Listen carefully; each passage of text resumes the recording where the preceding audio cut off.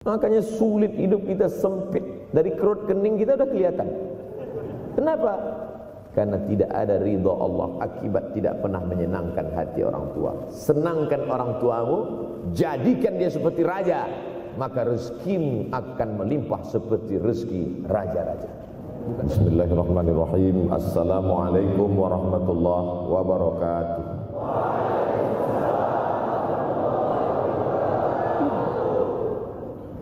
Alhamdulillahi wa kafa, wassalatu wassalamu ala al-habibil mustafa wa ala alihi wa ashabihi ahli tuqa wal wafa.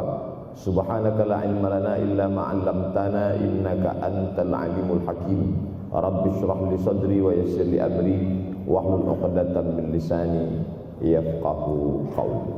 Yang sama-sama kita hormati bapak-bapak wakil rektor, tidak dapat saya sebutkan satu persatu, ketua takmir masjid, hadirin hadirat jamaah fardu subuh, bil khusus adik-adik mahasiswa mahasiswi, insyaallah kita semua dimuliakan Allah Subhanahu wa taala. Man shallas subha fi jama'atin, siapa yang salat subuh berjamaah, faka'annama shallal laila kullah, dapat pahala seperti salat sepanjang malam. Berarti kita sudah salat sepanjang malam, tapi tetap besok malam tahajud. Jangan karena sudah sholat subuh berjamaah lalu tidak lagi tahajud. Apalagi yang memang tak pernah tahajud, dan ini dijadikan alasan. Besok kalau ada orang membangunkan dia, bangun sholat tahajud, man shallas subha fi jama'atin faka'annama shallal laila kullah.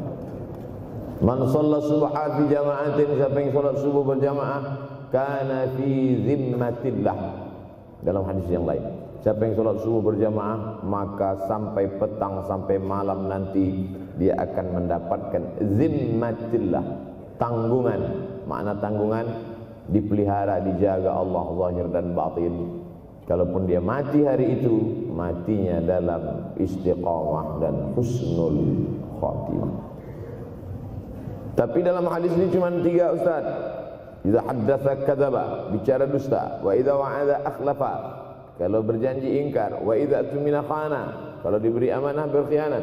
Dalam hadis lain, kalau sudah dilihat orang salat subuh berjamaah, insyaallah diselamatkan dari nifaq, kemunafikan dalam hatinya. Munafik diambil dari 3 huruf, nafaqa. Nafaq, panal, terowongan, 2 pintu, ada pintu masuk, ada pintu keluar, punya 2 wajah, berbeda zahir, berbeda batin. Tapi salah satu tanda adalah pada salat subuh. Mudah-mudahan Allah menyelamatkan kita dari sifat munafik. Makanya perempuan-perempuan kalau mau dapat suami yang selamat dari munafik, inilah dia pasukan salat subuh ini. Selesaikan aja dulu 8 semester.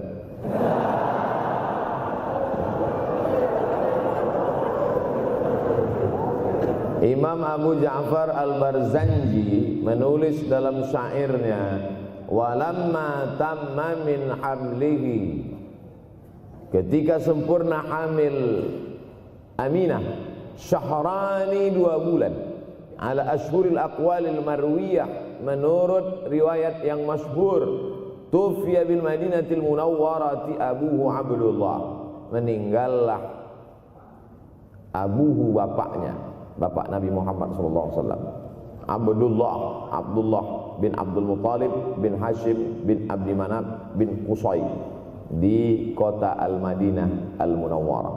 Ketika itu usia Nabi 2 bulan dalam kandungan. Setelah itu Nabi SAW pun lahir, dibesarkan dalam peluk cium kasih sayang Aminah. Lalu kemudian pada usia lebih kurang 4 tahun dibawa lagi ziarah ke makam ayahnya. Dan dalam perjalanan pulang dari ziarah itu meninggal pula Aminah. Apa pelajaran yang ingin diambil dari kematian ayah dan ibu Nabi ini? Banyak analisa sesuai dengan ilmu orang masing-masing.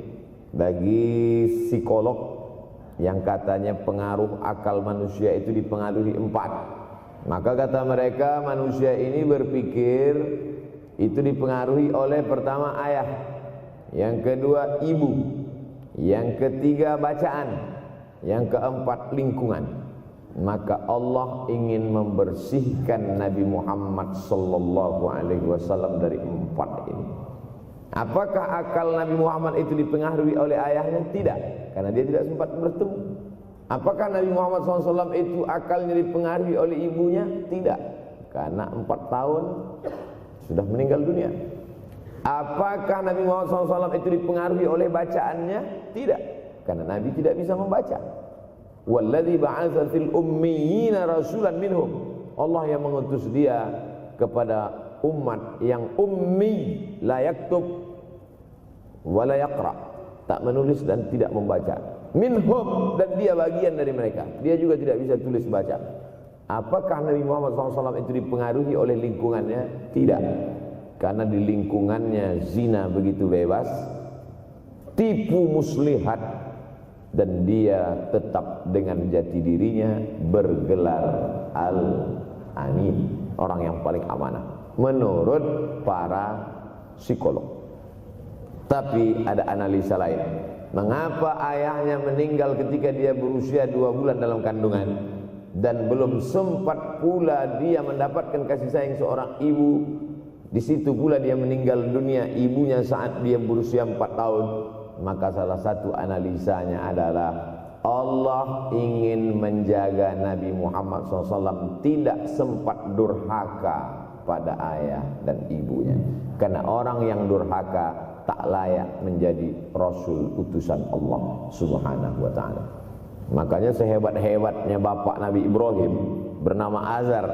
Apa kata Azar? Wa idh qala Ibrahimu li abihi Azara. Ingatlah ketika Ibrahim berkata kepada bapaknya Azar, atattakhidhu asnaman alihah. Mengapa engkau menjadikan berhala ini sebagai Tuhan, wahai bapakku Azar? Apa jawab Azar? La illam tantahi, kalau kau tidak berhenti menceramahi saya, la arjumannaka, aku lempar engkau pakai batu. Wahjurni maliya, tinggalkan aku untuk waktu yang sangat lama. Pergi sana, kata Azar. Apa jawab Nabi Ibrahim alaihissalam? Salamun alaika, selamat untukmu wahai ayahku Azar. Aku akan memohonkan astaghfirulaka rabbi, memohonkan ampun kepada Allah dosa-dosamu supaya diampunkan Allah. Innahu kana bi hafiyah, sesungguhnya Allah amat sangat sayang dan mengabulkan doa-doa. Nabi Ibrahim sempat bertemu dan tidak melawan. Tapi Nabi Muhammad SAW beda dengan Nabi Ibrahim. Allah buat Ibrahim tidak melawan, tapi ayahnya menjadi durhaka kepada anak. Sedangkan Nabi Muhammad SAW dua-dua dan jaga Allah Subhanahu wa ta'ala. Nabi Muhammad dijaga sehingga tidak sempat durhaka kepada Abdullah dan Aminah, dan Allah pula menjaga Abdullah, menjaga Aminah, sehingga tidak sempat menyakiti manusia yang paling mulia, Nabi besar Muhammad sallallahu alaihi wasallam. Saya tidak memilah-milih nabi-nabi, karena kita memang tidak boleh la nufarriqu baina ahadim mir rusuli. Kita tidak boleh membeda-bedakan antara satu nabi dengan nabi yang lain. Lalu yang membedakan itu siapa? Allah Subhanahu wa ta'ala. Dari cara panggilnya saja berbeda. Kalau Nabi Adam dipanggil Allah, ya Adam uskun anta wa zawjukal jannah. Nabi Yahya dipanggil Allah, ya Yahya khudhil kitaba biquwwah. Nabi Isa dipanggil Allah, ya Isa inni istafaituka 'alan nas. Tapi Nabi Muhammad SAW, Allah tidak pernah manggil dia ya Muhammad. Allah panggil dia dengan dua sebutan. Pertama, ya ayyuhar rasulu balligh, wahai rasul. Dalam panggilannya yang lain, ya ayyuhan nabiyyu jahidil kuffar. Bukan kita yang membedakan, Allah yang membedakan cara panggilan untuk Muhammad sallallahu alaihi wasallam. Begitu juga dengan berdoa. Kalau Nabi Musa alaihissalam, dia yang berdoa, Rabbis shrahli sadri, lapangkan dadaku, wa yassirli amri, mudahkan urusanku. Tapi Nabi Muhammad tidak berdoa, Allah langsung memberi. Apa kata Allah? Alam nashrah laka sadrak. Apakah belum kulapangkan dadamu? Wa rafa'na laka dzikrak. Kami angkat beban allazi anqadha dhahrak, yang membebani pundakmu. Belum dia berdoa, sudah dikabulkan Allah, karena janji Allah kepada dia, wala saufa yu'tika rabbuka fatarda, apapun yang kau mau akan kuberi. Salah satu penyebab Allah memberi apa yang dimau sebelum meminta adalah kalau tidak pernah durhaka kepada orang tua. Oleh sebab itu judul yang diberikan kepada saya, Ustaz Abdul Somad, nanti tablik akbar di kampus Universitas Ahmad Dahlan, apa temanya? Biasanya saya diberikan tema untuk anak-anak muda meraih masa depan bebas narkoba dan pacaran. Apa temanya untuk anak-anak muda? Bagaimana pokoknya. Tapi di Universitas Ahmad Dahlan saya diberi tema. Apa temanya? Birrul walidain. Masya Allah. Saya bilang alhamdulillah, untung saya nggak dikasih tema birruz zaujatain. Artinya apa? Sehebat apapun prestasi akademikmu, kalau sampai tidak memuliakan orang tua, hampa di hadapan Allah Subhanahu wa taala. Ada seorang laki-laki, kata Nabi, kalau nanti dia datang kemari minta doa sama dia karena doanya makbul. Sahabat heran, karena sahabat itu definisinya man laqiyan Nabi sallallahu alaihi wasallam wa amana bihi wa mata 'alal Islam. 3 definisi sahabat: orang yang berjumpa dengan Nabi, beriman dengan Nabi, dan matinya dalam keadaan Islam. Maka itu disebut dengan sahabat menurut ilmu hadis. Makanya ketika saya menjelaskan itu ke mahasiswa, Aisyah yang merupakan sahabat Nabi, komplain mahasiswa, mohon maaf Ustaz keliru, Aisyah itu bukan sahabat tapi istrinya. Kita bicara ilmu hadis. Makna sahabat, man laqiyan Nabi, berjumpa dengan Nabi, wa amana bihi, beriman dengan Nabi, wa mata 'alal Islam, mati dalam keadaan Islam. Abu Lahab ketemu dengan Nabi tapi tidak beriman dengan Nabi dan mati dalam keadaan kafir, maka tidak masuk golongan sahabat. Tapi ini ada seorang laki-laki hidup sezaman dengan Nabi dan Nabi mengenal dia, dan Nabi berpesan nanti kalau dia datang ke kota Madinah minta doa dari mulutnya karena doanya dikabulkan Allah Subhanahu wa taala. Sahabat heran, kami yang hidup bersama engkau, kami yang berperang bersama engkau, kami yang sholat di Masjid Nabawi bersama engkau, kenapa doa dia lebih makbul daripada kami? Malah kami meminta doa dari mulut dia. Tapi tidak boleh membantah dan melawan Nabi. Pokoknya nanti kalau dia datang kemari minta doa kepada dia. Setelah Nabi Muhammad SAW meninggal dunia, laki-laki itu pun sampai ke kota Madinah, berjumpa dengan sahabat. Sesuai dengan yang dijanjikan Nabi, mereka pun meminta doa kepada dia. Namanya Uwais Al-Qarni. Makanya Uwais Al-Qarni tidak ada masuk dalam buku biografi sahabat.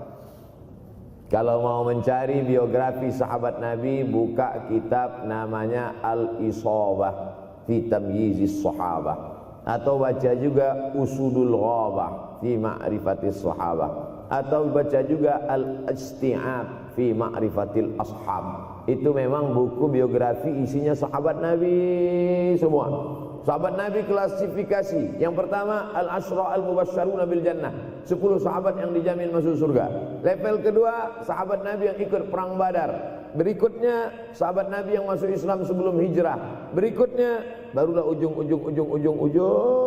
sahabat Nabi masuk Islamnya setelah hijrah, setelah Islam kuat, barulah dia masuk Islam. Tapi nama Uwais Al-Qarni tidak ada di dalam, karena dia tidak cukup syarat untuk menjadi sahabat, karena dia tidak pernah berjumpa langsung dengan Nabi Muhammad sallallahu alaihi wasallam. Tapi kenapa doanya makbul? Ternyata dia tidak berjumpa dengan Nabi bukan karena dengki, bukan karena musuh, bukan karena tidak beriman. Dia tidak jumpa dengan Nabi, salah satu sebabnya adalah karena dia menjaga ibunya di Yaman. Makkah di tengah, Yaman di bawah, Syam di atas, negeri Syam.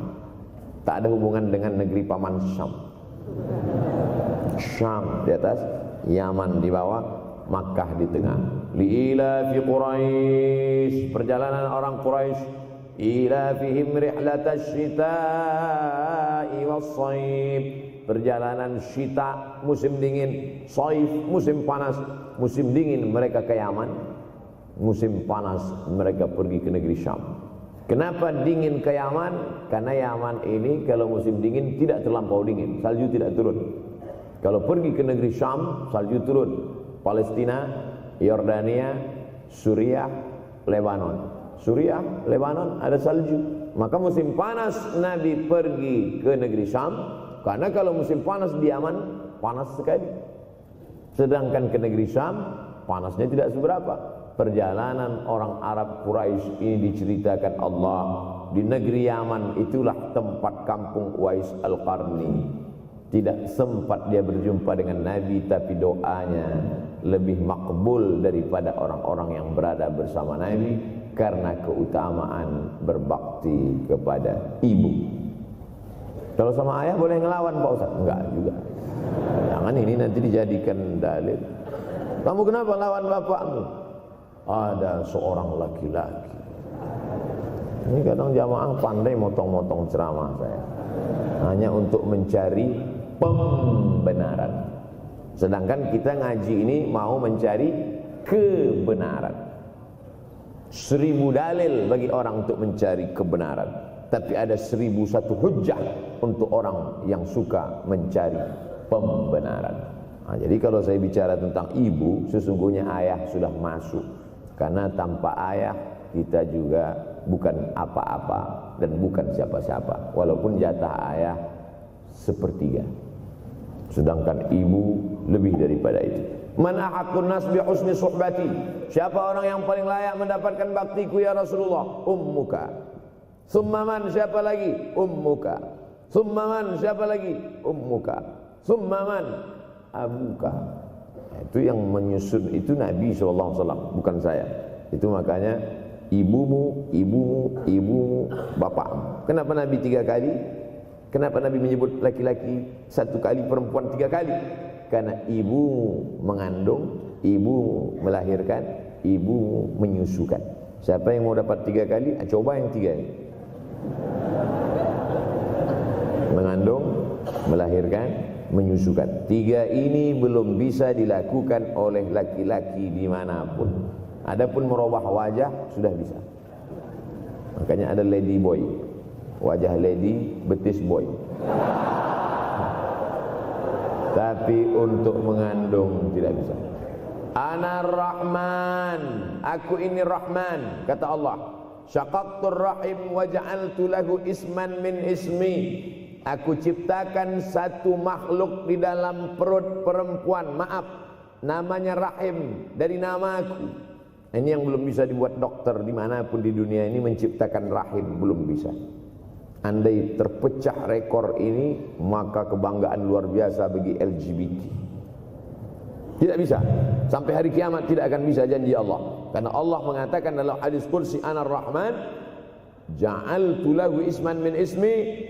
Maka ada satu makhluk dalam perut perempuan yang diciptakan, diambil dari Asmaul Husna. Sehebat-hebatnya laki-laki, dari ujung rambut sampai ujung kaki tidak ada di tubuhnya ini yang diambil dari Asmaul Husna, tak ada. Bahwa namanya dari Asmaul Husna ada, Abdus Somad. Tapi ada makhluk di badannya diambil dari Asmaul Husna, itu hanya ada pada perempuan. Oleh sebab itu perempuan luar biasa. Makanya kampus Universitas Ahmad Dahlan memuliakan perempuan. Mana perempuan? Di atas letaknya. Makanya saya tidak terlalu berani mendongak ke atas. Begitu hebatnya perempuan. Perempuan adalah ibumu, perempuan adalah istrimu, perempuan adalah anakmu, perempuan adalah adikmu. Maka saat engkau memuliakan perempuan, engkau sedang memuliakan 4 aspek dari kehidupan. Ketika Nabi Muhammad SAW diutus Allah ke atas muka bumi ini, salah satunya adalah mengajarkan manusia bagaimana menempatkan pada posisinya. Posisi dia adalah tempat kita menumpang. Ketika ada seorang laki-laki yang sudah sukses diwawancarai, siapa orang yang paling berjasa dalam hidup Anda? Dulu waktu saya merantau ke Yogyakarta, belum ada apa-apa, saya sempat numpang di rumah dia selama 4 bulan, kata seorang artis dalam sebuah wawancara. Begitu bangganya dia berkata, itulah orang paling berjasa kepada saya karena saya sempat numpang di rumahnya 4 bulan. Tapi ada yang dia lupa, bukan rumahnya yang kau tumpang, bukan ruang tamunya yang kau diami, sempat numpang di perutnya 9 bulan 10 hari. Tak pernah kau sebut. Angkat tangan yang tidak menumpang di rahim, langsung dari planet Mars langsung kemari. Enggak ada.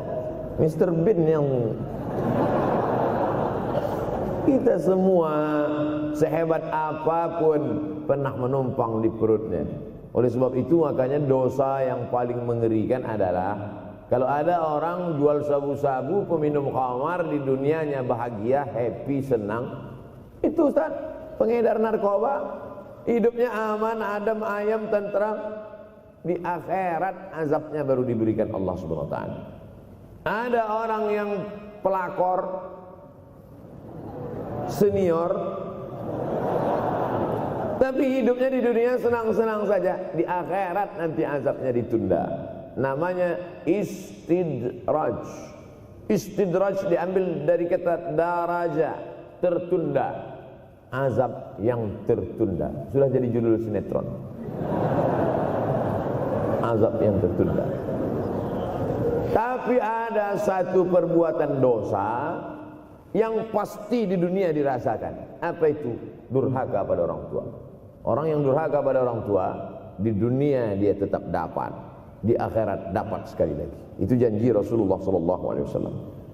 Lama hidup banyak dirasa, jauh berjalan banyak dilihat, lama jadi ustadz banyak yang curhat. Maka tidak 1 2 itu saya lihat dalam kehidupan. Hebat, rezeki banyak melimpah ruah, tapi jauh dari kebahagiaan. Apa sebab? Janji Rasulullah SAW. Orang yang durhaka pada orang tua di dunia sudah dapat, di akhirat dapat lagi. Dapat. Di mana letak keadilan Allah? Kenapa di dunia sudah dapat, di akhirat dapat lagi? Yang di dunia itu baru DP-nya, di akhirat baru kau rasakan cash. Oleh sebab itu jangan pernah melawan pada orang tua. Jangan pernah melawan. Apapun kata dia, jurus menghadapi orang tua ini tidak banyak, 3 saja. Kalau dia marah-marah, kalau dia cerewet, kalau dia ngamuk-ngamuk, pertama diam. Pulang kampung marah aja. Saya bolak-balik kirim uang belanja, kenapa kamu IP-nya 2,0? Diam. Yang kedua, diam. Yang ketiga, diam. Kalau belum bisa membahagiakan, jangan susahkan dia. Kalau belum bisa menunjukkan prestasi, jangan susahkan hatinya. Jangan sampai belum ketemu dengan wajah kita pun dia sudah susah hati. Baru nama kita muncul di HP-nya, kumat darah tingginya. Bunyi handphone dia lihat nama kita di situ, langsung berubah detak jantung. Karena ternyata bukan nama kita di situ dia buat. Siapa? Troublemaker. Oleh sebab itu jangan susahkan orang tua. Saya tidak ujuk-ujuk langsung jadi ustadz. Saya sempat jadi mahasiswa terlama di dunia. Saya kuliah di Mesir tahun 1998 sampai 2002. 4 September 1998 menginjakkan kaki di Kairo. November pulang tahun 2002. Tidak pernah sekalipun saya menyusahkan orang tua saya. Tak pernah saya minta uang pada mereka. Sampai almarhumah emak saya bertanya, kau makan apa di sana? Makan nasi, saya bilang. Dari mana dapat uang? Beasiswa saya cukup, Mak. 162 pon. 50 untuk makan, 50 untuk rumah, tinggal 62. 20 dibagi lagi untuk ongkos, 20 untuk buku, 20 disimpan, mana tahu demam sakit gak ada uang sampai pulang. Sampai akhirnya dia kasih tanya, gimana caranya ngirim uang supaya nanti di akhirat kalau Allah bertanya, pernah nggak ngirim uang? Pernah. Ya, saya tak mau menyusahkan. Saya menganggap kalau nanti saya minta hatinya susah, kalau nanti saya banyak minta saya tak bisa balas, maka saya bukan berarti mengajak adik-adik tidak minta uang. Saya paham tak semuanya dapat beasiswa, artinya minta. Cuman kalau minta ya pulang nanti sampaikan ke orang tua, saya sudah dengar ceramah Ustaz Somad, maka saya tidak minta lagi, Mas. Tidak.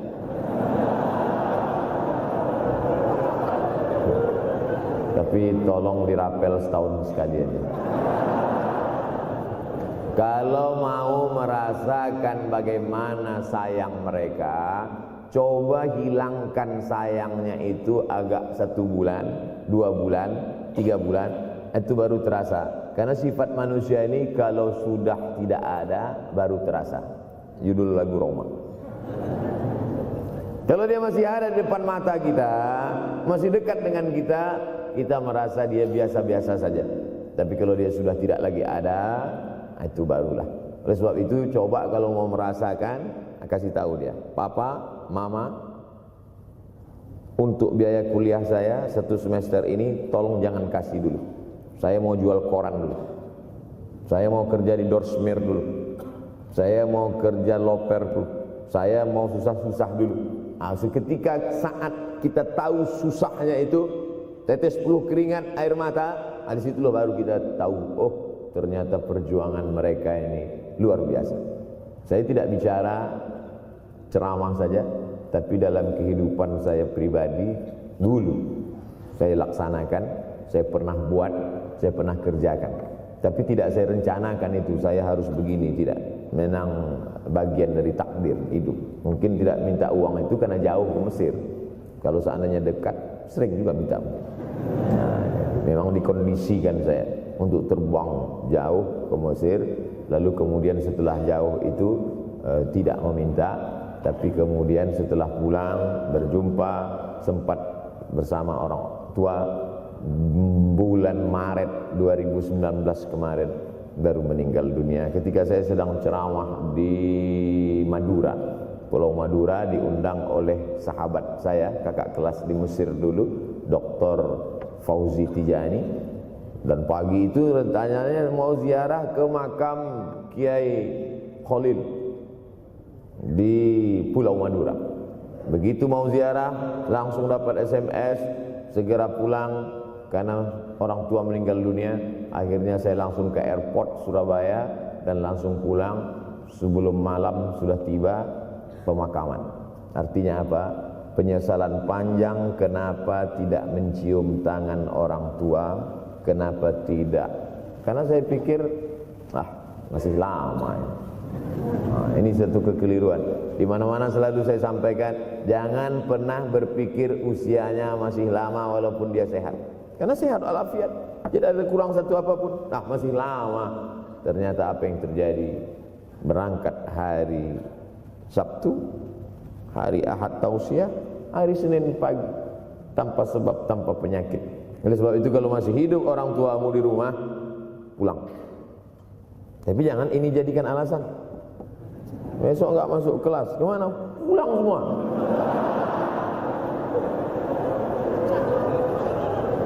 Pulang sesuai dengan kondisi, situasi dan keadaan. Pulang.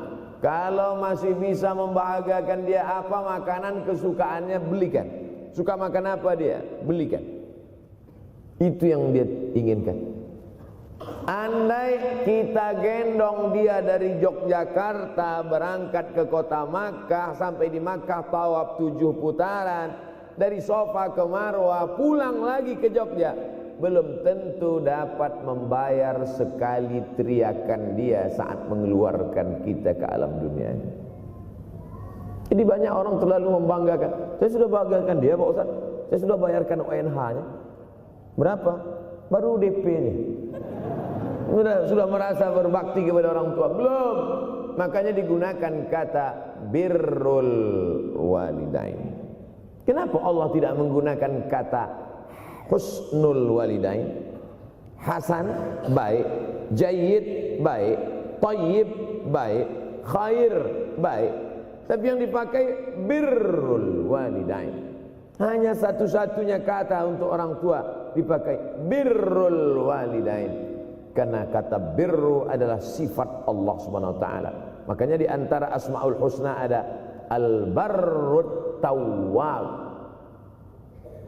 Allah yang punya sifat itu. Maka kita diharapkan berakhlak seperti akhlak Allah Subhanahu wa taala. Addabani Rabbi fa ahsana ta'dibi. Allah mendidik aku menjadi beradab sehingga adabku penuh. Allah Subhanahu wa taala tidak ada puji Nabi Muhammad SAW. Hai Muhammad yang salat tahajudnya sampai kakinya bengkak. Hai Muhammad yang hajinya tidak ada. Apa kata pujian Allah untuk Nabi Muhammad SAW? Wa innaka la'ala khuluqin azim. Akhlak agung dan mulia. Oleh sebab itu tak ada gunanya prestasi S1, S2, S3, postdoktoral, profesor kalau tidak berbakti kepada orang tua. Makanya orang tua itu levelnya langsung setelah Allah. Wa qadha rabbuka alla ta'budu illa iyyah. Langsung wa bil walidaini ihsana. Ihsan. Lihat lagi penggunaan kata ihsan dalam hadis Nabi. Jibril alaihissalam datang, rambutnya tidak berdebu, bajunya sangat putih bersih, tapi tidak ada orang yang kenal. Diriwayatkan oleh Sayyidina Umar ibn al-Khattab radhiyallahu anhu, aku melihat ada seorang laki-laki rambutnya sangat hitam dan bajunya sangat putih, tapi kami tidak ada yang kenal. Ini tiga indikasi ini menunjukkan kebingungan. Kalau ada orang rambutnya sangat hitam dan kita kenal, berarti dia memang orang situ, memang tinggalnya di situ. Tapi dia kalau orang perantau, rambutnya pasti berdebu karena tinggal di gurun pasir. Sekarang kan banyak tuh anak-anak muda yang rambutnya berdebu. Itu berarti orang jauh, bukan orang Jogja. Bajunya sangat putih, tapi kami tidak kenal. Kalau bajunya agak-agak kotor, berarti dia musafir. Pantas kalau kita tidak kenal. Tapi bajunya sangat putih, berarti dia memang orang situ. Tapi kami tidak kenal. Kata Umar bin Khattab, rambutnya sangat hitam, bajunya sangat putih, tapi kami tidak kenal.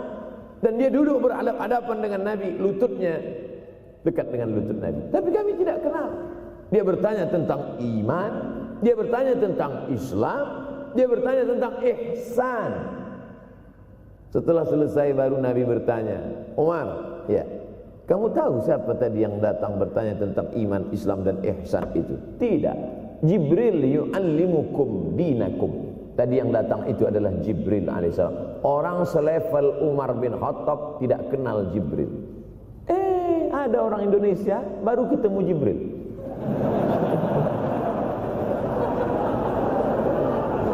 Umar bin Khattab kalau lewat di suatu jalan, kalau Umar bin Khattab lewat jalan Sudirman, maka setan lari ke jalan lain. Ini ada orang satu perjalanan sama setan, ngaku kenal dengan Jibril alaihissalam. Makanya kalau baca hadis, satu hadis, tapi analisa dari hadis itu banyak sekali.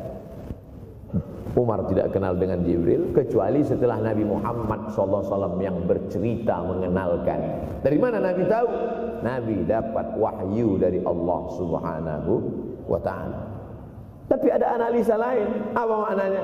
Allah menggunakan kata ihsan untuk orang tua, Nabi menggunakan kata ihsan untuk Allah. Ihsan untuk Allah, anta'budallaha ka'annaka tarah. Kau sembah Allah seakan-akan engkau melihat dia. Fa in lam takun tarah, kalau kau tidak bisa melihat dia, fa innahu yarak. Sesungguhnya dia yang selalu melihatmu. Tidak pernah putus ihsan. Ihsan Allah kepada kita tidak pernah putus pengawasan Allah. Bagaimana ihsan kita kepada orang tua? Tak pernah putus bakti walaupun dia sudah meninggal dunia. Makanya kita tetap membaca walaupun dia sudah masuk liang lahat, jam 2 malam bangun, Rabbil firli wali walidayya warhamhuma kama rabbayani shaghira. Ada seorang sahabat Nabi namanya Sa'ad. Sa'ad. Sudah jadi bahasa Indonesia. Banyak juga orang Indonesia laki-laki sifat Sa'ad. Orangnya Sa'id, artinya bahagia. Sa'adah, kebahagiaan. Jenenge sapa? Sa'adah. Itu dari bahasa Arab. Sa'adatun, bahagia. Datanglah seorang laki-laki bernama Sa'ad menjumpai Nabi sallallahu alaihi wasallam, "Ya Rasulullah, wahai Rasulullah, ummi matat, ibu saya sudah meninggal dunia. Afa atasaddaqu anha? Kalau saya bersedekah, kira-kira pahalanya sampai apa tidak untuk almarhumah ibu saya?" Kata Nabi, "Tasaddaq, silakan engkau bersedekah." "Ayu sadaqatu afdal?" Sedekah apa yang paling afdal? Saqiyul ma, memberi air minum. Memberi air minum, niatkan untuk almarhum almarhumah, kata Nabi, tasaddaq, silakan sedekah. Langsung tanpa pikir panjang, apa kata Sa'ad? Idzan ahfiru bi'ran. Kalau begitu saya gali sumur sekarang juga, sumurnya saya wakafkan dengan niat almarhumah. Oleh sebab itu, yang orang tuanya sudah meninggal dunia, pulang dari sini jangan gali sumur, cukup telepon, "Assalamualaikum, sumur bor." Cari pondok pesantren yang kesulitan air, pergi ke kaki-kaki gunung, orang mencari air, satu jerigen nikul 5 kilometer jalan. Di situ tempat minum lembu, kerbau, di situ juga mereka mengambil air. Cari, galikan, mengalir air sumur untuk mereka, mengalir pula sampai ke liang lahatnya. Itu bakti kita. Pulang dari sini, cari pondok pesantren, panti jompo, panti yatim. Assalamualaikum Bapak pimpinan yatim, saya lihat ini kamar mandinya sedikit, orang ngantri banyak, keran air tidak ada. Gimana ini? Berapa lagi yang perlu sumur bor di sini? Kami perlu kira-kira 5. Insya Allah. Bapak mau bantu? Enggak, nanya-nanya aja. Nih, ini akan menolong di hadapan Allah Subhanahu wa ta'ala.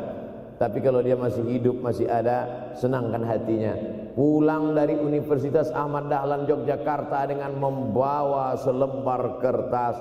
Apa itu? Transkrip nilai semester ini IP 4. Siapa yang tidak bangga? Bangga orang tua. Saya pulang dari Mesir, saya bawa ijazah LC. Satu lagi ijazah dari Maroko, MA. Ini mak, ijazah LC MA. Saya lihat dia nampaknya tak bahagia. Karena dia dulu waktu saya kecil nyuruh saya, kamu mesti doktorandus. Itulah cita-cita ya dia yang tidak sampai. Saya mesti doktorandus. Di mana mau mencari titel doktorandus sekarang? LCMA. Saya bilang, "Mak, ini LCMA ini lebih hebat dari doktorandus." Artinya apa? Bahwa menyenangkan hati orang tua itu ketika hati dia terbuka, bahagia, disitulah pintu-pintu rezeki itu terbuka. Turun barokah-barokah itu. Buah kalau matang itu dijolok, jatuh. Dan menjatuhkan rahmat Allah itu, membuka pintu-pintu langit, mengetuk pintu-pintu rahmat dan ridha Allah dengan ridha orang tua. Makanya kata Nabi, ridha Allah fi ridhal walidain. Kalau Allah ridha, maka semua yang kau mau dia berikan. Orang kalau sudah ridha itu artinya senang. Orang kalau sudah senang, semua dia kasih. Apa yang ada di tangannya, itu dia berikan. Tadi malam sampai di hotel, datang seorang jamaah, buka cincinnya. Cincin paling dia sayang, dia kasih ke saya. Laki-laki. Nah nih Ustaz Somad, ambil. Duduk saya tadi, duduk, datang anak muda, dia lihat saya tak pakai sorban, dikasihnya sorban. Cuman akadnya belum jelas apa ngasih atau pinjam, Allah.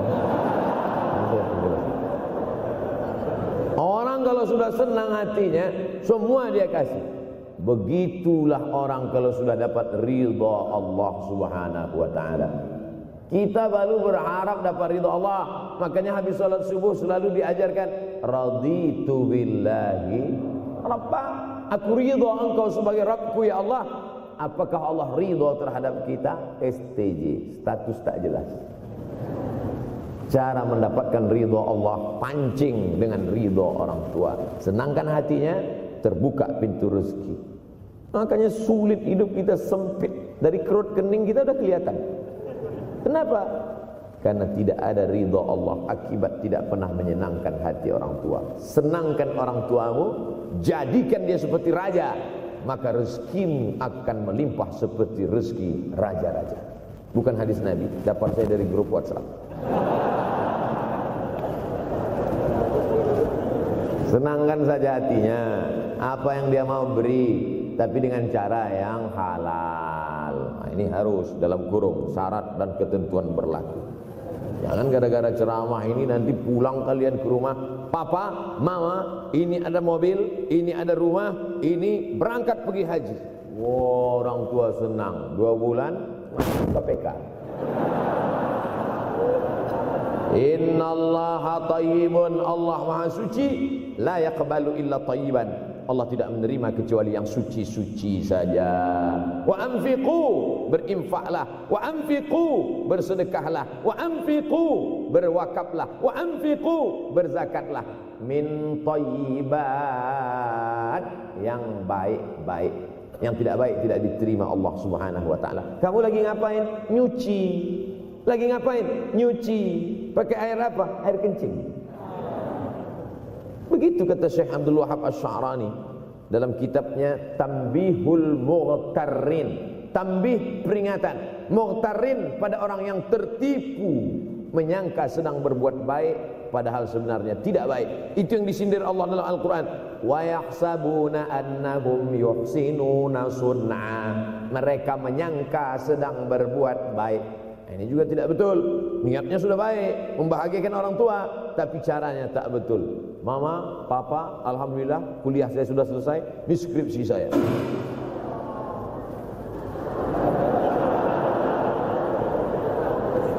Masya Allah. Bayangkan kalau kiamat tiba-tiba terjadi. Begitulah agaknya terkejutnya kita. Kiamat terjadi tapi belum sempat berbakti kepada orang tua. Dosa belum sempat meminta maaf. Silap dan salah, berapa kali kita kencing di kainnya yang bersih. Berapa kali dia tidak jadi tahajud gara-gara kita menangis dari Isya sampai subuh. Pakai pengawet nangisnya. Tapi kita tak pernah sadar itu. Kita menganggap kita di dunia ini dibesarkan angin. Kita menganggap kita ini bangsawan, bangsa yang hidup di awan. Berapa kali dia tidak jadi sholat duha gara-gara kita kencing. Berapa kali nasi yang sudah mau disuap masuk ke mulutnya tak jadi. Bahkan dia tidak makan sama sekali. Dan berapa kali makanan dia belikan hanya untuk susu, hanya untuk menyenangkan kita. Pernah kita balas. Dan dia tidak pernah minta balas itu. Oleh sebab itu siapa yang mengingatkan? Abdul Somad diberikan judul berat ini. Judul yang paling berat ceramah tentang orang tua, tentang ibu, tentang ayah. Jarang saya mau menerima judul-judul pengajian. Ini pun dikasih tahu setelah sampai di sini. Maka saya belok-belokkan dikit. Air mata udah mau menetes, belokkan. Nanti kalau saya nangis di sini, siapa yang ceramah kalau saya nangis? Oleh sebab itu maka yang orang tuanya masih ada, beruntung dan bertua, bawakan dia rumah makan. Ada sahabat saya namanya Ustadz Lukman di Pontianak. Pontianak, bukan kuntilanak. Mereka punya program namanya Bawa Ibu ke Rumah Makan. Keren nama programnya. Bawa orang tua ke rumah makan. Nanti hari libur adik-adik anak-anakku sekalian libur, bawa ayah, bawa ibu ke rumah makan. Ketika Ustadz Lukman cerita itu ke saya, Ustadz Somad, kita punya program baru nih. Apa nama programnya Ustadz? Bawa ibu ke rumah makan. Alhamdulillah Ustadz Lukman, seluruh rumah makan di Pekanbaru tempat tinggal saya itu Semua sudah saya bawa, emak almarhumah saya bawa sup tunjang, saya bawa rendang, saya bawa goreng ayam, saya bawa goreng puyuh, saya bawa. Cuman ada rumah makan ular sawah itu yang tak saya bawa sini. Lain dari itu sudah saya bawa. Tak ada penyesalan dalam hati, senangkan hatinya.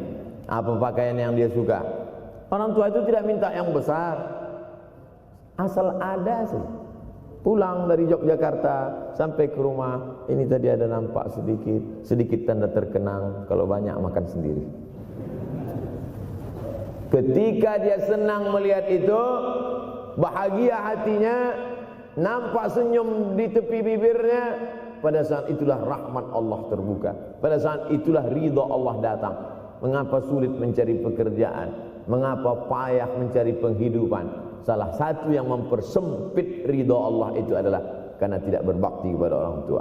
Oleh sebab itu maka judul tema yang diberikan birrul walidain, berbakti kepada orang tua, bahagiakan. Ini ada juga ini anak-anak yang sudah sukses ini, papa, mama sudah meninggal, papa jangan risau. Silakan terbang ke Yogyakarta, ada adik di sana. Silakan terbang ke Surabaya, ada kakak di sana. Silakan terbang ke Kuala Lumpur, ada keluarga di sana. Jangan hiraukan.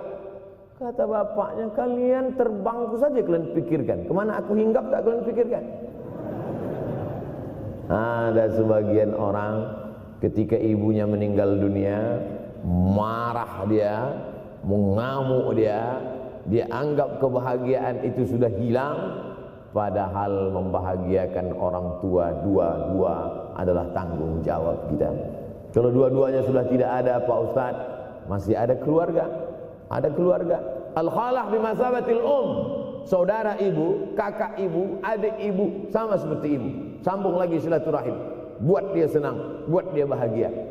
Man ahabba yubsatalahu fi rizqihi, siapa yang mau lapang rezekinya, wa yunsa'alahu fi azarihi, dipanjangkan umurnya, falyasil rahimahu, hendaklah dia menyambung tali silaturahim. Saya ceramah di satu kota.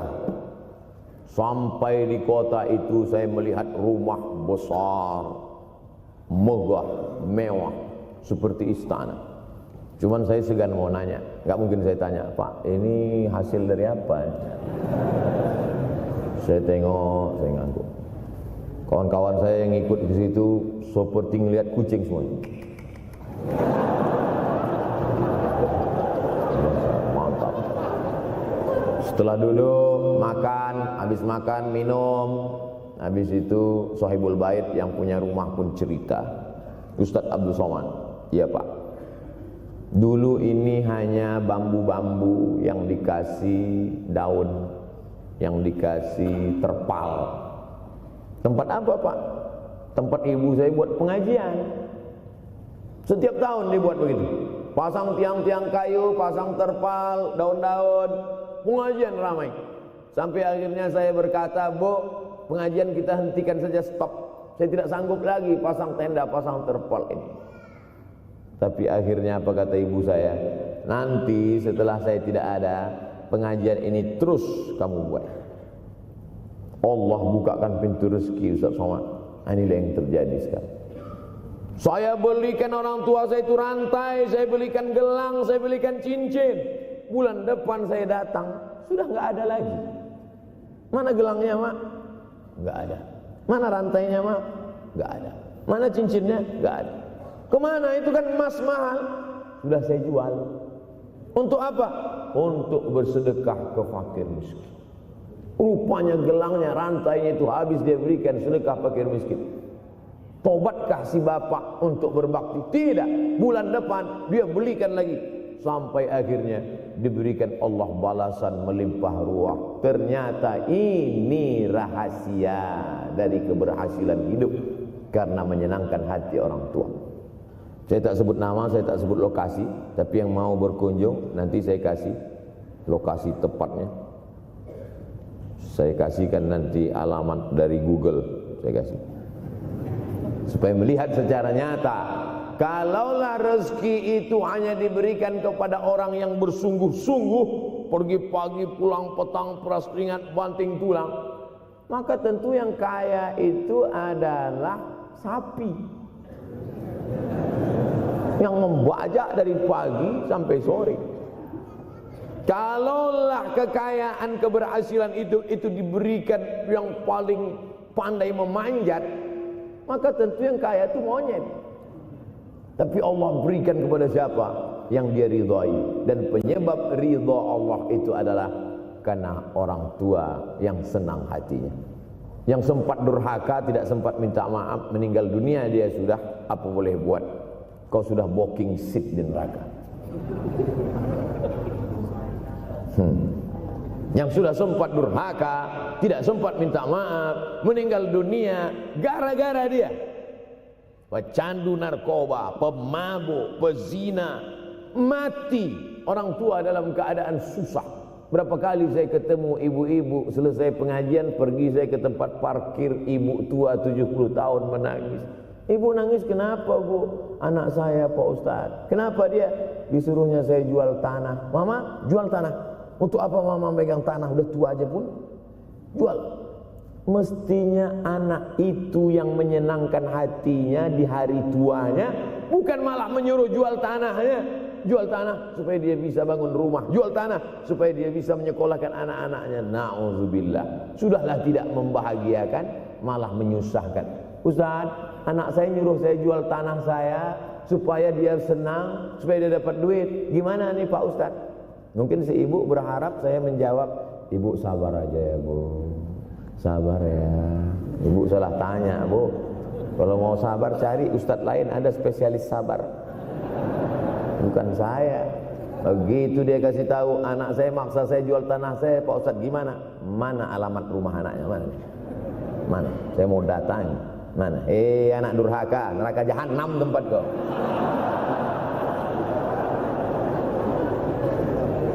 Tak mau dia ngasih alamat.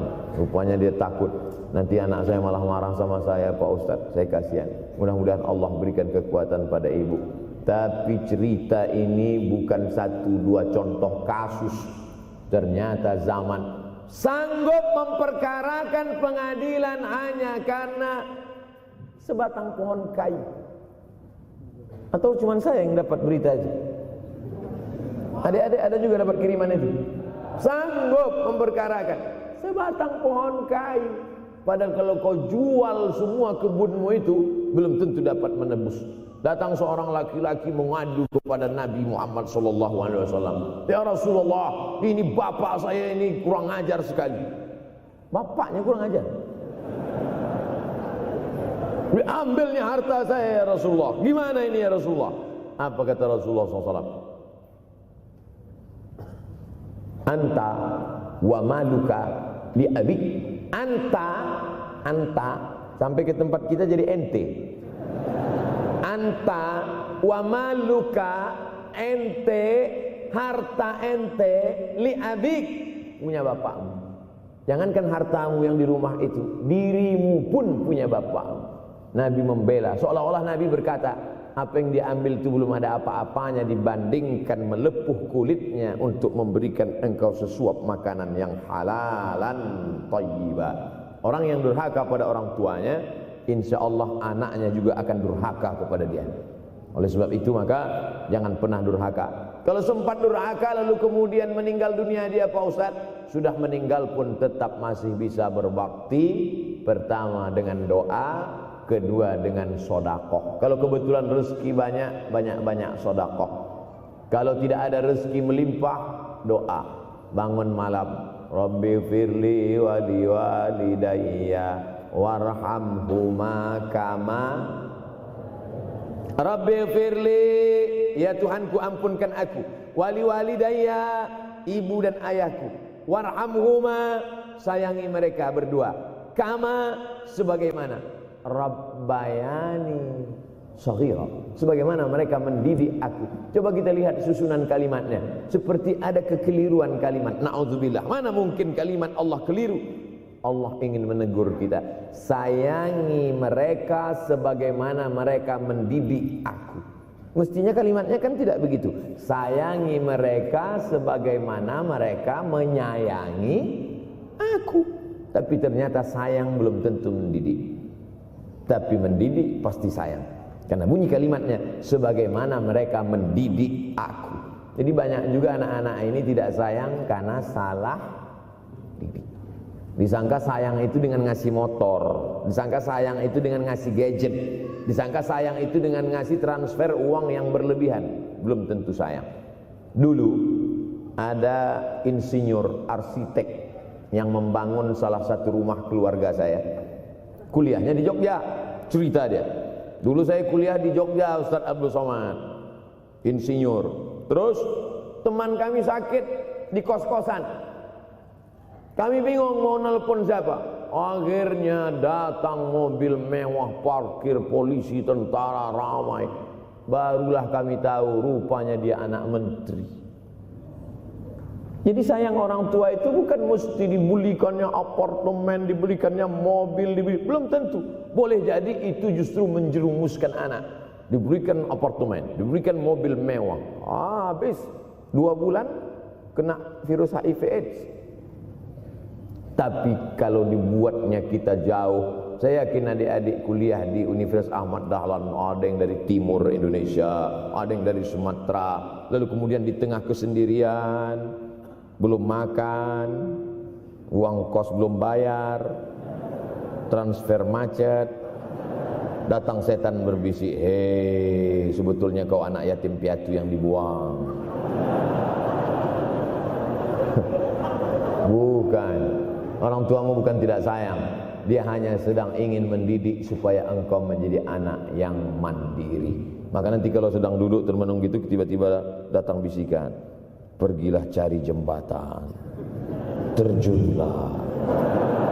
Maka saat itu katakan dalam hatimu, lawan, hei setan. Orang tuaku sayang kepadaku, dia hanya ingin supaya aku mandiri. Ada orang tua yang salah didik kepada anak-anak, sampai mengikat tali sepatu pun anak tidak pandai. Baru mau mengikat tali sepatu, sudah diikatkan. Baru mau makan, sudah disuapkan. Akhirnya anak tidak punya keberanian untuk hidup. Harta dia punya, uang dia punya, materi dia ada, satu yang dia tidak punya, tidak ada mental. Tapi anak-anak, adik-adik Universitas Ahmad Dahlan adalah orang yang punya keberanian untuk hidup. Betul? Yang di hadapan saya ini, siapa yang tidak punya keberanian hidup? Ini, yang jam 5:30 masih belum hidup lagi. Ada ini, tidak punya keberanian untuk hidup, hidupnya terlambat. Tapi mahasiswa Universitas Ahmad Dahlan punya keberanian untuk hidup. Bahkan mungkin dia lebih dulu hidup daripada saya. Lebih dulu bangun dia tadi. Alhamdulillahillazi ahyana ba'da ma amatana wa ilaihin nusyur. Tengok jam. Oh, rupanya masih jam 1, tidur lagi. Saudara yang dimuliakan Allah Subhanahu wa taala. Maka my life, my adventure, hidup saya adalah petualangan saya. Ini yang mau kita harapkan, berani menghadapi tantangan. Ada orang yang menganggap hidup ini ya simpel-simpel aja lah Pak Ustaz. Tapi ada orang ingin hidup ini penuh dengan perjuangan. Sama seperti makanan, ada orang simpel aja, nasi, kecap, telur rebus, dah cukup. Tapi ada orang mau, ada goreng ayamnya, ada rendangnya, ada supnya, ada tom yamnya, ada lengkap semua. Begitu juga hidup ini. Ada orang yang simpel aja, ambil goreng ikan, makan. Tapi ada satu lagi enggak, pergi naik mobil sampai ke tepi hutan, naik motor, habis itu nyewa speedboat sampai di tengah laut mancing. Ujung-ujungnya ikan juga. Yang dia nikmati bukan ikannya, tapi yang dia nikmati adalah proses untuk mendapatkan ikannya. Faham? Itu enaknya ngomong sama mahasiswa. Coba kalau yang masyarakat biasa, kita udah capek cerita, selesai ada pertanyaan, Ustaz maksudnya tadi apa ya? Aduh, capek gitu. Saya terus terang kalau ceramah di depan mahasiswa ini bangkit semangat saya lagi. Ini sekarang rasa-rasa umur 24. Tapi begitu nanti sudah mulai agak jauh dari mahasiswa, balik 42 lagi. Nah, makanya saya senang kalau diundang ke kampus-kampus. Saya kalau di Jogja diundang di kampus terus, walaupun nggak semua nerima.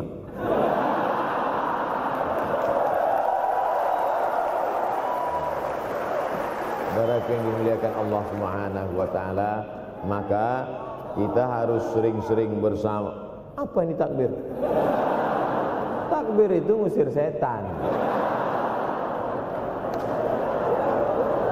Tadi saya ceramah jam 4:30. Sekarang sudah jam 5:30 lewat 10. Artinya saya sudah ceramah 70 menit. Ini sudah keluar dari kode etik. Karena di mana-mana saya ceramah 60 menit. Kenapa bisa Ustaz Somad ceramah 70 menit di Universitas Ahmad Dahlan ini? Kenapa? Semangat. Semangat yang membuat kita. Padahal berdiri lagi. Tahan, belum sarapan lagi. Tahan. Artinya apa? Yang membuat kita kuat itu bukan materi, bukan makanan, tapi semangat. Maka jangan sempat kehilangan semangat. Bangkitkan semangat. Semangat terus. Semangatnya apa? Semangat ingin membahagiakan orang tua. Kalau lupa, tulis. Biasanya mahasiswa ini kan suka lupa. Tulis di dinding kamar. Semangat bahagiakan calon mertua.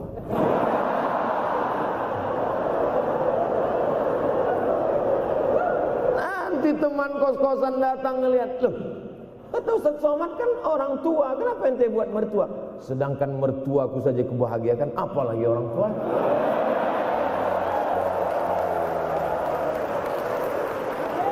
Begitu hebatnya. Cuman kadangnya kita hanya mendapat ini hanya di sinetron-sinetron saja. Real nyatanya di mana? Datanglah ke Universitas Ahmad Dahlan. Jadi hidup ini harus ada target yang mau dicapai. Banyak orang targetnya nggak benar. Saya ingin menjadi orang yang punya kepribadian, Pak Ustadz. Rumah pribadi, mobil pribadi. Target bahagiakan orang tua. Gaji pertama kalau kerja nanti umroh. Oh, gitu, Ma. Doakan. Nanti kalau aku kerja, insya Allah gaji pertama nanti memberangkatkan umroh. Syukur-syukur nggak usah diomongkan dulu, kasih surprise, senang. Mama, ayah, ini gaji pertama. Dia buka, tengok 700.000.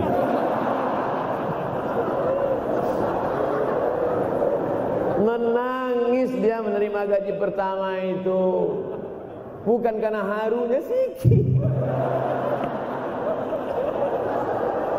Begitu dia buka amplop, oh kok setitik dong.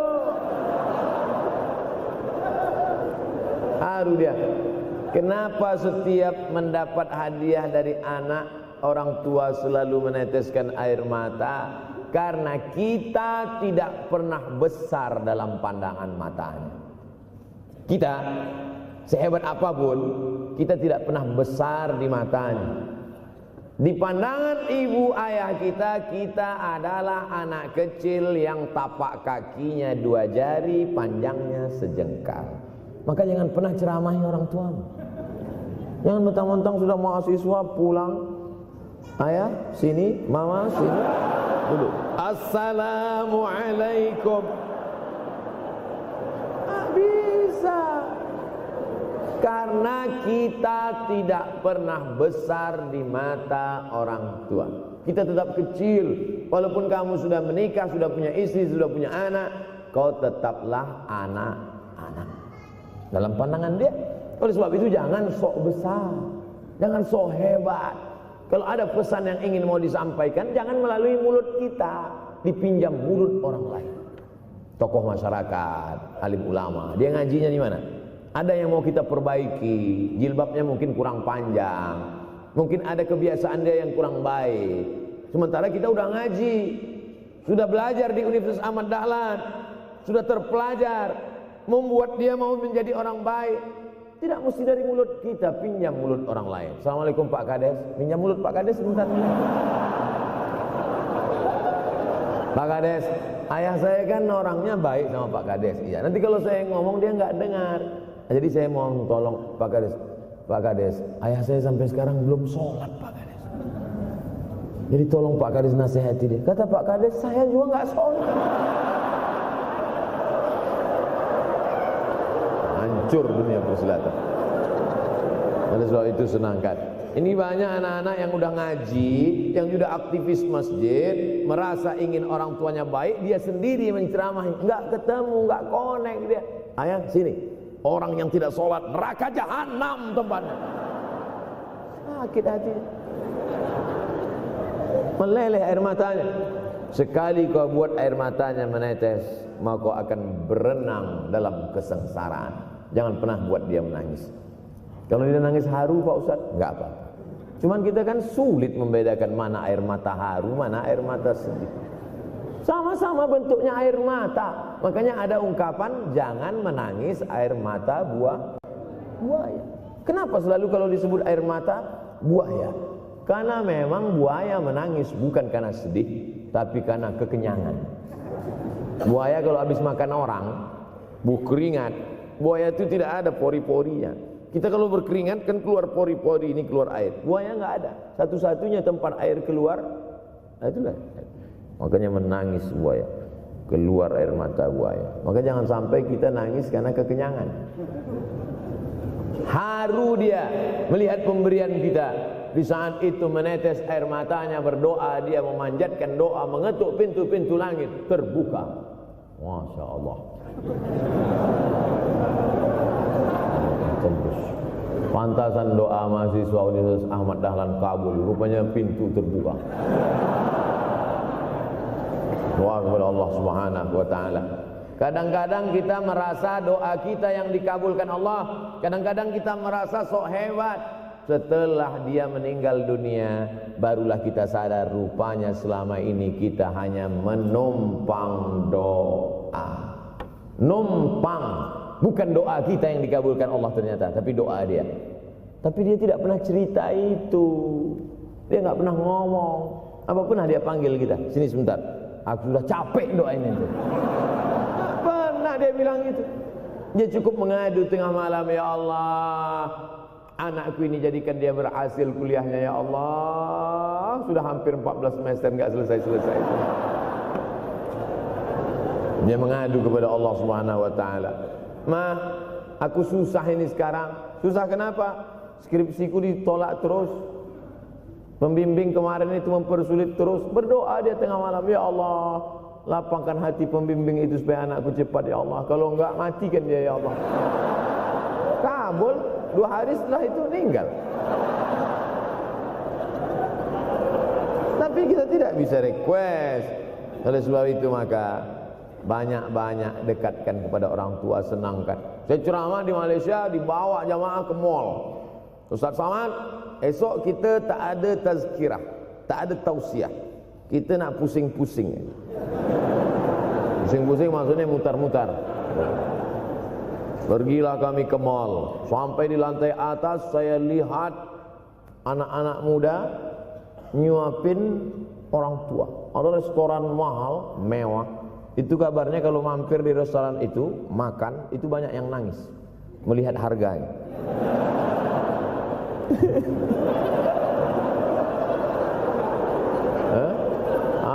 Ada saya lihat anak-anak muda yang ganteng-ganteng, perempuan yang cantik-cantik menyuap orang tua. Orang tua yang sudah tak berambut, sudah perempuan tak berambut lagi, rontok saking tuanya, kulit sudah keriput. Duduk, didorong pakai kursi roda, dibawa ke mall, sampai di situ diberikan restoran tercanggih, termahal, dia sendiri yang menyuapkan makanan. Ternyata bagi saudara-saudara kita Tionghoa, salah satu mengundang berkah menyenangkan orang tua. Itu keyakinan mereka. Kok kenapa yang dikasih makan? Ya oke lah. Ajaran kita mengajarkan tapi kita tak amalkan. Ketika tetangga, kawan, sahabat kita mengamalkan, rezekinya melimpah, baru kita heran. Dia kok kaya ya? Iyalah, dia kan punya tuyul. Tuyul mana bisa bawa duit banyak? Nih keberkahan. Oleh sebab itu, Jangan cuma sekedar ngaji-ngaji aja. Pulang dari sini, kalau memang tinggal di Yogyakarta atau di luar nanti pas liburan, sisihkan uang, bawa dia ke mall, bawa dia ke restoran, senangkan hatinya, bawa dia jalan-jalan. Cuman tetap juga yang logis. Kalau dia udah tua, janganlah dikasih kacang goreng. Sesuaikanlah, agar-agar kasih. Enggak perlu dikunyah. Kiri kanan gol, kiri kanan gol. Orang tua bawa kasih kacang, menyiksa itu. Saudara yang dimuliakan Allah Subhanahu wa taala, kenikmatan yang terbesar adalah ketika orang tua masih ada bersama kita. Kalau sudah tak ada, nanti saat Idul Fitri, Allahu Akbar, Allahu Akbar, Allahu Akbar, la ilaha, barulah menetes air mata. Mama. Saya kalau sudah menengok orang menangis terlalu berlebihan mengenang orang tua, ini pasti ada, kalau bahasa kampung kami, something wrong. Ini pasti ada sesuatu ini. Karena orang kalau sudah habis tumpah, dia tidak akan menetes lagi. Tumpahkan kasih sayangmu itu sampai habis ludes, dia tidak akan menetes lagi. Tak ada penyesalan, karena semua sudah kita berikan. Kalaupun menangis hanya tetesan kasih sayang. Tapi kalau sampai mencakar dinding, mama, ini pasti. Saya kalau ada orang yang menyesal sampai mencakar dinding, mau saya antukkan aja kepala yang gede. Dulu waktu hidup kenapa enggak waktu? Sekarang udah mati baru kau menangis kan? Senanda. Nah, tapi tentu sesuai kemampuan kita, karena kata Allah, la yukallifullahu nafsan illa wus'aha. Allah tidak membebani orang lebih dari semestinya. Ustaz ceramah sampai jam berapa ini? Sampai jam 6 insyaallah. Saya mau lengkapkan. Jam kita sama tuh. Oh, sama. Jam 6. Jam 6 maka saya ceramah 90 menit nanti di Universitas Ahmad Dahlan.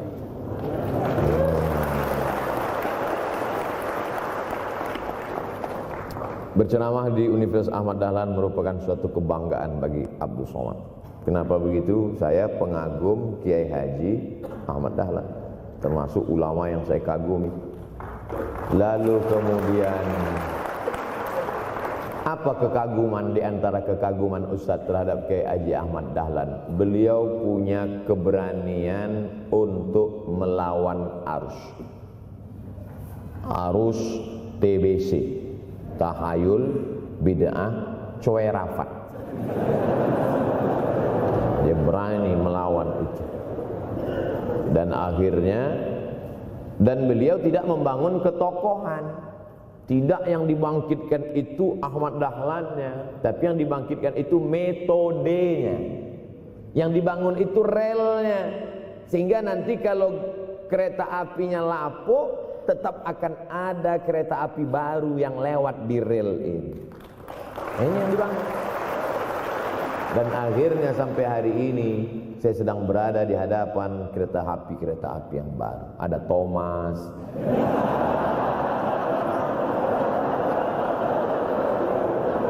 Kok Ustaz tahu Thomas? Anak saya paling suka itu. Satu koper kereta. Artinya apa? Bangun rel, maka akan ada lokomotif baru. Dunia boleh berganti, zaman boleh berubah. Idza waqa'an ala ahadikumul qiyamah, kalau kamu sudah mau mati, wa fi yadihi fasilah, di tanganmu ada bibit korma. Sudah mau mati, di tangan ada bibit korma. Apa yang kita lakukan? Ada sebagian orang kalau sudah mau mati, ya wes gua aja lah. Kalau di tanganmu ada bibit korma, gali-gali tanah sedikit, tanamkan. Untuk apa nanam korma sudah mau mati? Bukan kita sempat memakan manisnya, tak sempat bermaung di bawah daunnya yang rindang. Bukan kita yang menikmati, tapi ada orang lain dan pahalanya mengalir ke makam kita. 28.000 ibadah mengalir ke makam Kiai Haji Ahmad Dahlan. Angka 28.000 itu dari mana Pak Ustaz? Angka mahasiswa Universitas Ahmad Dahlan. Ustaz tahu dari mana? Ya makanya kalau orang ngomong tuh dengar. Makanya saya kalau diundang ceramah, Ustaz nanti sebelum ceramah kita ada acara makan dulu. Ya selama itu saya diam aja, ngumpul-ngumpulkan bahan.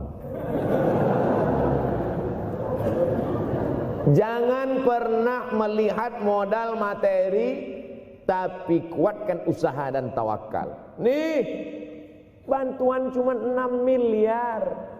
Tapi ternyata keperluannya berapa? 126 miliar. Tapi buktinya jadi masjid yang besar. Kalau diikutkan modal, mana mungkin cukup? Maka begitu juga dalam menatap hidup ke depan. Kamu kenapa belum juga nikah? Modalnya besar Pak Ustaz. Terus gimana? Nunggu yang gratisan aja lah. Dan begitu, usaha, tawakal, doa. Nah, bagi yang masih lajang, yang mau nikah, itu kalau bisa doanya jangan sir, agak jahar dikit. Ya Allah, umur udah 40. Dengar sama sebelah, loh belum mas katanya, belum. Bodoh.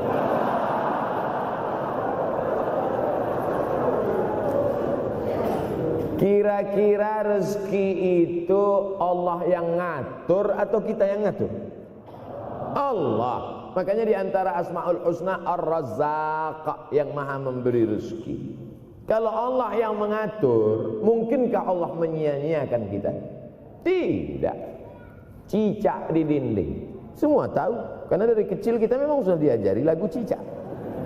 Cicak, cicak di dinding. Ada nggak pernah yang dinyanyikan lagu kadal? Ada. Kenapa mesti cicak? Coba tanya ibu kita yang dulu nyanyikan. Mama, kenapa cicak, Ma? Karena kalau buaya terlalu gede, nak. Kenapa cicak?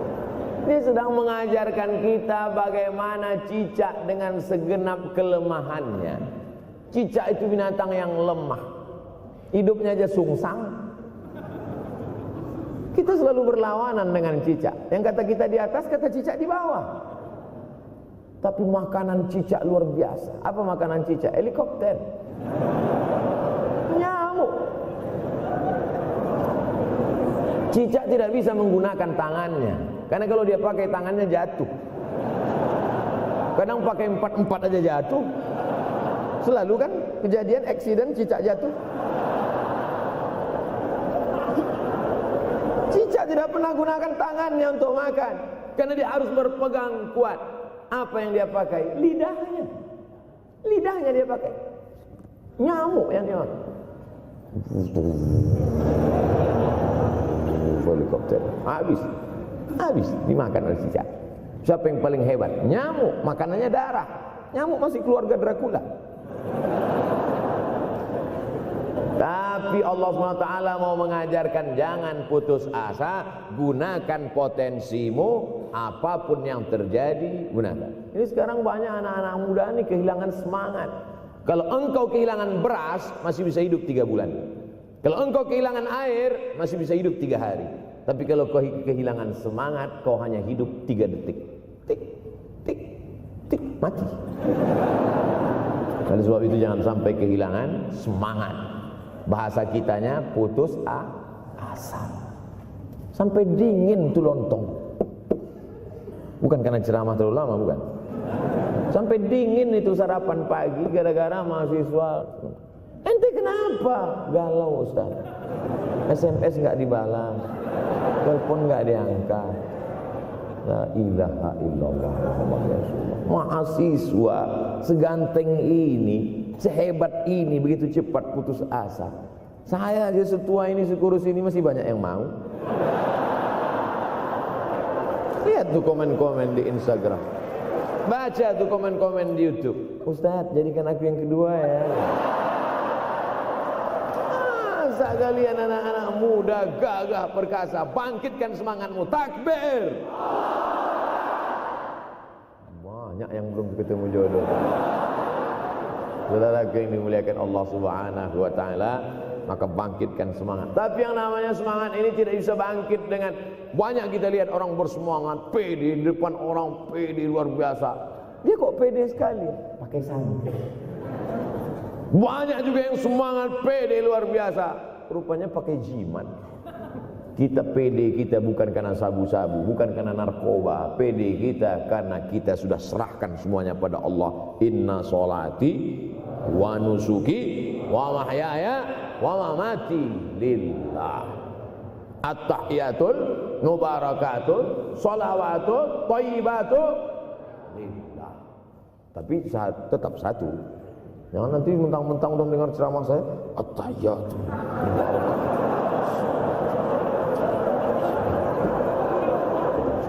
Dalam hati saja. Ini bukan punya aku ya Allah, ini semuanya punya Engkau, punya Engkau. Berhasil kalian, sukses kalian, punya apartemen, punya kondominium, punya mobil. Datang teman nanya, hebat ente ya, kaya sekarang ya. La haula wala quwata illa billah. Tapi ngomongnya setelah berhasil. La haula wala quwata itu setelah berhasil atau sebelum? Setelah semua dipuji orang, hebat ente sekarang ya. La haula wala quwwata. Bukan punya saya, punya Allah. Tapi sekarang banyak orang salah. Ente kok enggak kerja? La haula.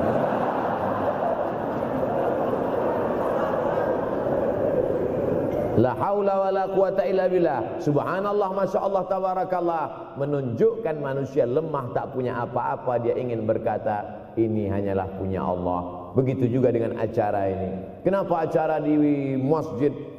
Kenapa acara di kampus kemarin ramai melimpah ruah?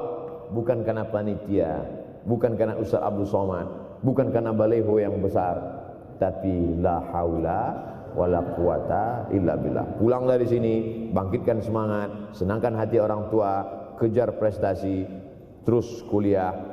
Mudah-mudahan semuanya selalu mendapatkan kebaikan. Amin ya rabbal alamin. Terima kasih atas segala perhatian. Mohon maaf atas segala kesilapan dan kekhilafan.